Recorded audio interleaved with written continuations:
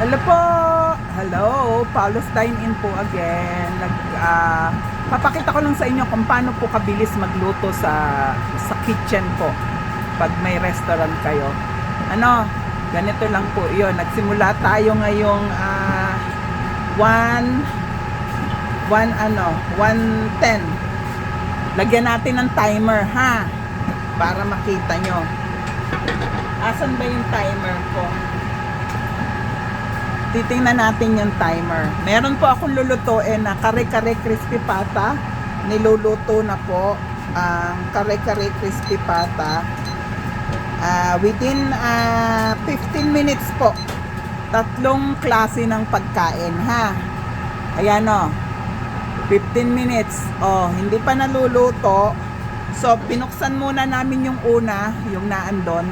Kasi iyon yung wag po sabay-sabay kasi mahihirapan kayo. So, binuksan namin yon. Susunod na bubuksan namin itong isa.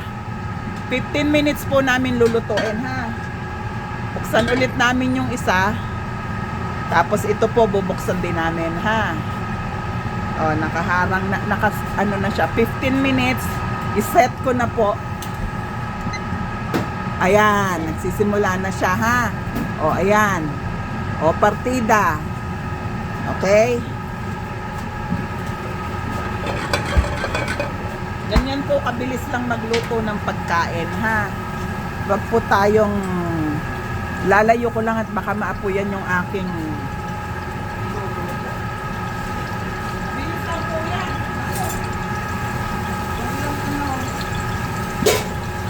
Ganyan po yan. Ganito ang aming trabaho. Ito po ay kare-kare, ito po ay sisig namin. Ganyan po ang sisig. Paminta po yun, na durog. Ang paminta po namin ay inaano namin. Inaan natin para hindi masunog. Tingnan nyo kung gaano kabilis. Minsan wala pang 15 minutes. Normally ito 15 minutes ang hintay ng tao sa pagkain nila. Lagay na po ng mga gulay. Ano na po yung mga gulay niyan. Ayan. Kare-kare crispy pata po dito. Nakasipa na po yan. Huwa na yung yung sitaw, huwa na rin to. Para mabilis. Ganyan. Sabay. Halo-halo. And then, lagyan na po natin ng ng sabaw. Dahil po crispy pata po yun, kailangan marami pong sabaw at maraming gulay. Huwag masyadong madamot. Alam nyo naman. 4. 5 na po yun. 6. 6.5. Ay, 5.5 po. Importante po yun, ha? Patis po yung nilagay namin. Always maglagay po ng patis para masarap.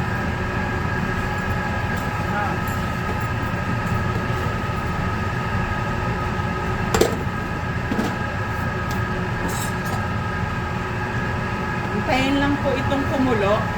Huwag nyo pong lulutuin maigi ang gulay kasi miski mainit na po siya, pag naluto pong maigi, hindi maganda. So, half cook lang po habang inilagay nyo sa lagyan. Container po kasi ito na malaki. Ilalagay namin dito.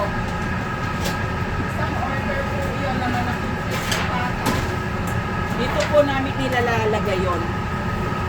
Sa ganito. 3 inches po ang taas niya. Puno po iyan hanggang ganoon.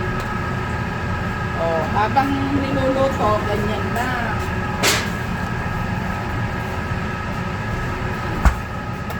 Lagyan ng egg.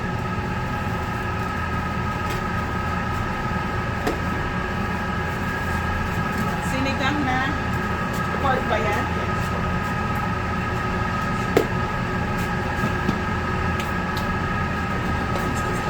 Atin na yung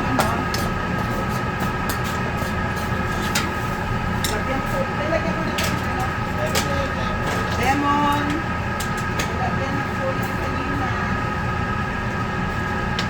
toyo. Alis lang po lutuin ang ano,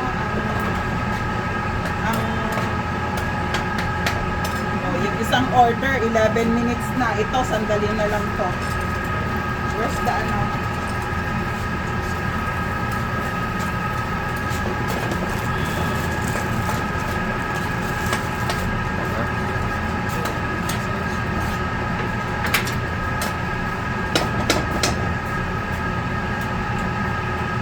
Ayos. Lahat po yan ay mga naka-premix na.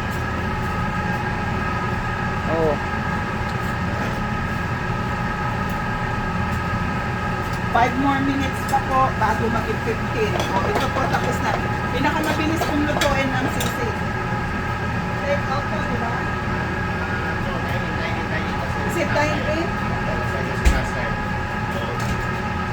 Ayun yung cast iron po, nakahanda na siya.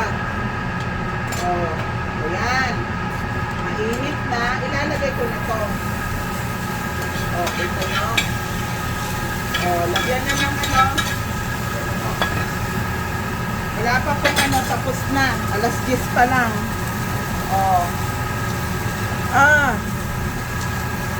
9 more minutes pa po kailangan namin. Oh, tingnan nyo.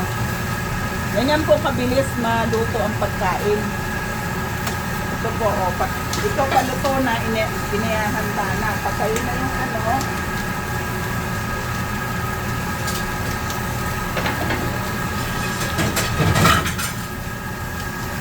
Ayan, pagkitang ito. Ayan po, aming, ito po ang aming sisig. Gabi, oh.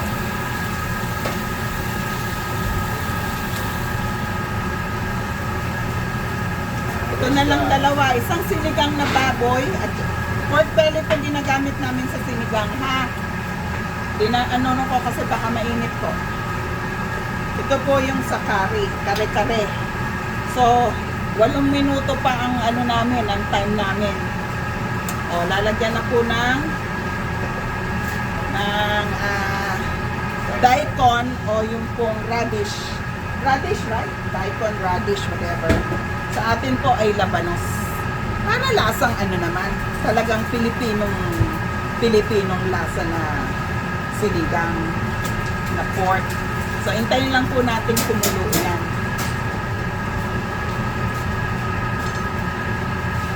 Wow! Ang ganda naman. Good presentation. I think, did I put it? No. O, lagyan na rin ng dagdagan mo pa.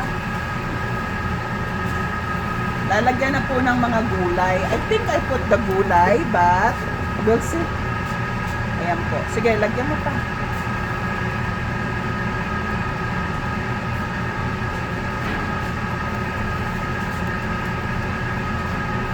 Kailangan po kasi maraming gulay din. Pag tinitipid. Huwag mong titipirin ang customer mo. Kailangan masaya sila habang kumakain. Tandaan niyo po, lahat ng pagkain ng mga Pilipino masasarap, ha? Baka mamaya, dalawin din yung ibang mga customer ng ibang mga Pilipino. Dumadami na po ang mga Filipino restaurant dito sa Calgary, Alberta. Kaya, congratulations po. Tandaan, wag nag-aaway-away. Nagsisiraan, magmahalan po tayo. Pag wala kayong produkto, i-refer nyo po dun sa iba na alam nyo namang masarap ang pagkain. Ako po ganoon. Pag wala ako, tapos naganap ang customer ko, hindi po ako nagdadamot. Sinasabi ko, ay nako, dito po sa ganito, pumunta kayo, meron po doon. Nire-refer ko, pero alam ko naman kasi na sabi ng mga customer, masarap naman daw talaga, sabi nila. So, hindi lang naman Tito Rosa may masarap na pagkain. Ibang mga Filipino restaurant ay masasarap din ang pagkain. Dalawin, meron pong mga datihan ng mga restaurant katulad po ng, di na po ako magbanggit, baka magkaroon naman ng silusan naman. Alam niyo naman, ayoko na. Pero marami na po. I-search niyo po sa Google kung ano po yung mga restaurant na marami na pong nagbubukas. Ang Tita Rose po, I still stick to one muna. Kasi hindi po ako nag-aano ng marami munang restaurant. Nakabayad na po kasi ako ng mga utang ko. Sa awa ng Diyos, sa tulong ng poong may kapal, after 4 years, nabayaran ko na po. 2017 pa po ang restaurant namin. Ayan, medyo luto na siya. Tatanggalin ko na po siya. Hindi ka na yung pantanggal ng vegetable. 2017 pa po business namin. Inabot kami ng COVID after 1 year. Nag-survive kami dahil sa Panginoong Diyos na sabi ko, Lord, hindi ko kailangan kumita, kailangan ko lang makabayad ng mga expenses. Tulungan mo ako. Tinulungan naman ako ng Panginoon. Talaga pong first 5 years struggle kayo sa business.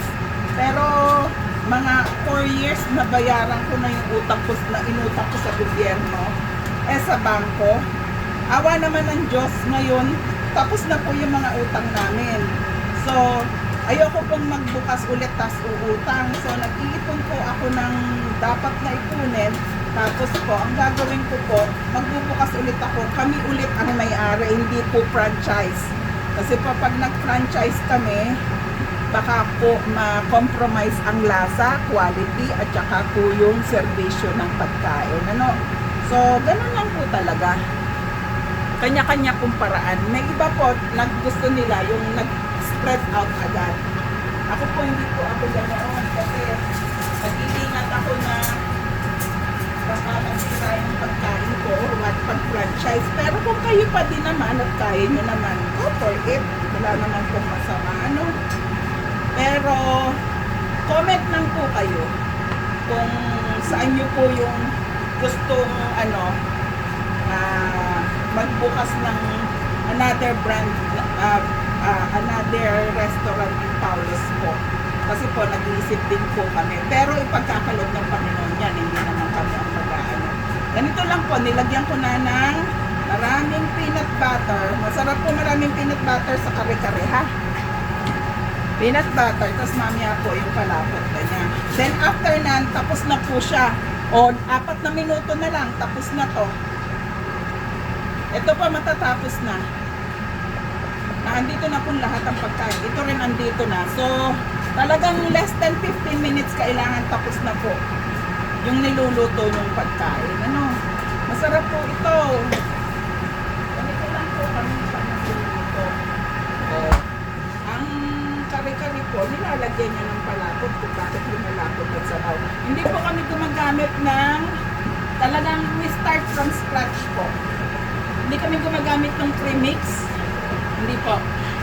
Lagi pong ganito, kung ano yung natutunan ko kay nanay, hindi ko naman gagawin ko, kailangan i-serve nyo sa tao yung kung ano yung authentic na lasa, di ba, ng pagkain. Kaya po masarap. At saka po ang Paulos, marami po kaming mag-serve ng pagkain. Tingnan nyo po. Oh, kadami. Ito po patapos na, ilalagay ko na siya sa lalagyan. Ilang minuto na lang, may 3 minutes pa kami, patapos na. Ganon po kadali mag-serve ng pagkain pag lahat naka-prepare. Ha?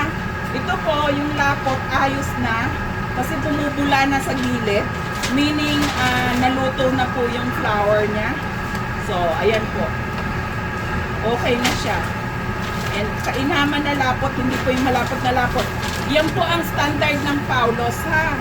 Baka kasi yung iba, hinahanap yung gusto nila. Sabihin nyo po kung anong gusto nyo bago lutuin para magawa namin. At hindi nyo po sinabi, ano po yung standard na serve namin, yun po ang ibibigay namin sa inyo, ha? Hindi po pagkatapos at saka lang po kayo nagreklamo sa social media na ganito, ganyan, ganyan.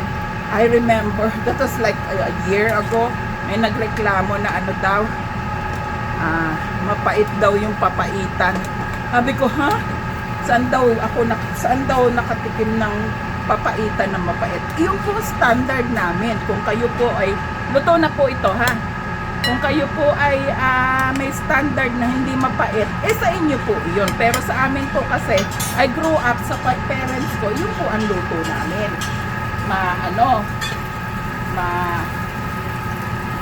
Yun nga katulad ng sabi ko, may standard po ang lahat ng sineserve. So, kailangan may standard, masusunod namin yun. Kung hindi, wala pong standard, edi, tapos na po siya. Meron pa po kami 1 minuto. Ayan po. Meron pa kami 1 minuto mahigit. Pero tapos na. Done. Finish. Dito po sa Paulos ganito, marami. We will see you next time. Okay, salamat po. Huwag mag-awayan, magmahalan tayo ha. Ang Panginoon ay laging nakatingin, mag-aaway-away. Maraming salamat po. Bye-bye.